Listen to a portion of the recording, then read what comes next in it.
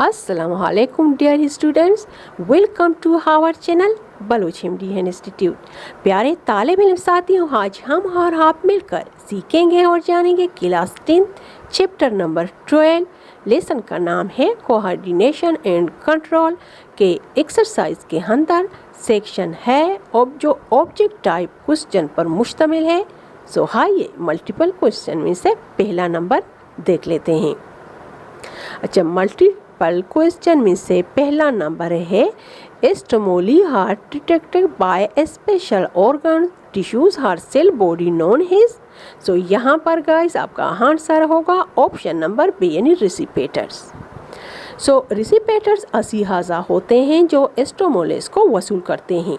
इंसानी जिस्म में पाए जाने वाले कुल 5 सेंस ऑर्गन्स होते हैं जो है आँखें, कान, नाक, ज़बान या फिर टेस्ट बड्स या फिर लास्ट में है जिल्द या फिर हिस्के। सो गाइस दूसरा क्वेश्चन है the structure unit of nervous system is. So यहाँ पर आपका आंसर होगा ऑप्शन नंबर है यानी न्यूरॉन। सो तमाम जानवरों और इंसानों में नर्वस सिस्टम के स्ट्रक्चर और फंक्शन की इकाई न्यूरॉन होती है। ये इंतहाई मखसूस किस्म का सेल है। ये सेल पैगाम रसाई के लिए मखसूस होता है।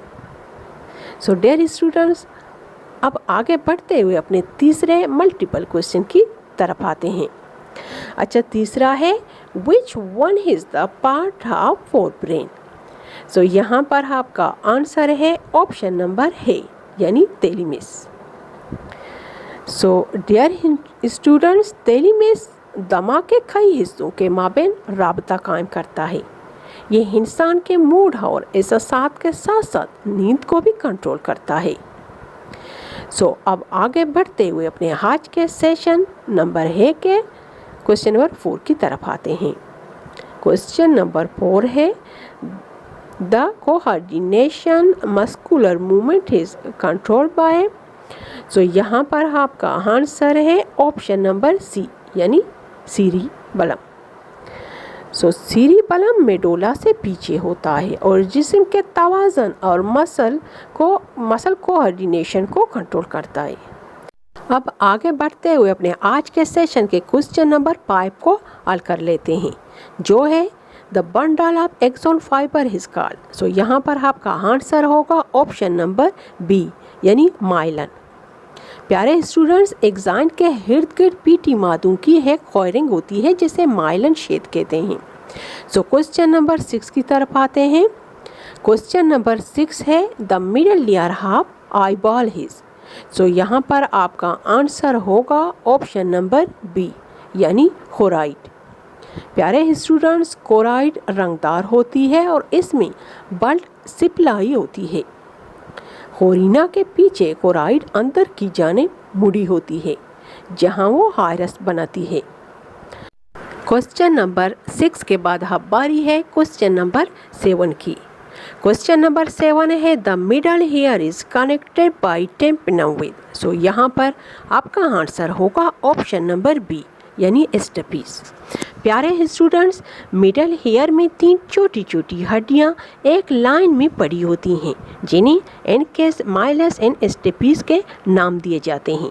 इनमें तीसरी हड्डी यानी एस्टेपिस दरमियानी व अंदरूनी कान के दरमियान की हद फासिल पर वाक़िया एक हड्डी जो खोपड़ी का हिस्सा है में मौजूद खिड़की नुमा सुराख में फिट होती है।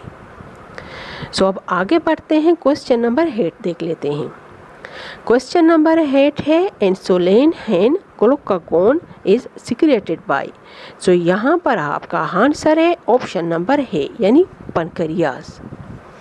प्यारे स्टूडेंट्स, इंसुलिन एंड ग्लूकागोन ये 2 हार्मोन जिसमें ग्लूकोज की मिकदार को कंट्रोल करने में एक दूसरे की मुखालिफ सिमत में काम करते हैं। यानी इंसुलिन ग्लूकोज की मिकदार को बढ़ने नहीं देता जबकि ग्लूकागोन ग्लूकोज की मिकदार घटने नहीं देता।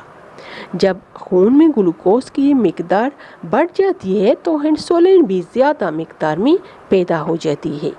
इसकी वजह से ग्लूकोज का खून से मसल्स और दूसरे टिश्यूज़ में जाना निस्बतन आसान हो जाता है। इंसुलिन पैदा ना होने की सूरत में खून में ग्लूकोज की मिकदार बढ़ जाती है और इसके नतीजे में ज़ियाबतीस या शुगर की बीमारी पैदा हो जाती है, जिसका नाम डायबिटीज़ मेलाइटस है। खून में इंसुलिन की मिकदार ज़्यादा हो जाने से ग्लूकोज की सतह कम हो जाती है, जिसके नतीजे में बेहोशी तारी हो जाती है, जो मौत का बायस भी बन सकती है। प्यारे स्टूडेंट्स, आज के सेशन का सेकंड लास्ट क्वेश्चन है, जो क्वेश्चन नंबर 9 है, which one is nervous disorder. So यहाँ पर आपका आंसर है ऑप्शन नंबर बी, यानी एपिलेप्सी। सो आज के सेशन का लास्ट क्वेश्चन है, जो क्वेश्चन नंबर 10 है, एस्ट्रोजीन्स एंड एस्ट्रोजीन्स आर प्रोड्यूस फ्रॉम। सो यहाँ पर आपका आंसर होगा ऑप्शन नंबर है, यानी गोनेट्स। सो प्यारे तालिब इल्म साथियों, आज के लिए बस इतना ही। मिलते हैं किसी और दिन किसी और नॉलेजेबल वीडियो के साथ। तब तक अपना और अपने से जुड़े लोगों का ढेर सारा ख्याल रखिए। शुक्रिया मुझे अपना वक्त देने के लिए। भी अमान अल्लाह।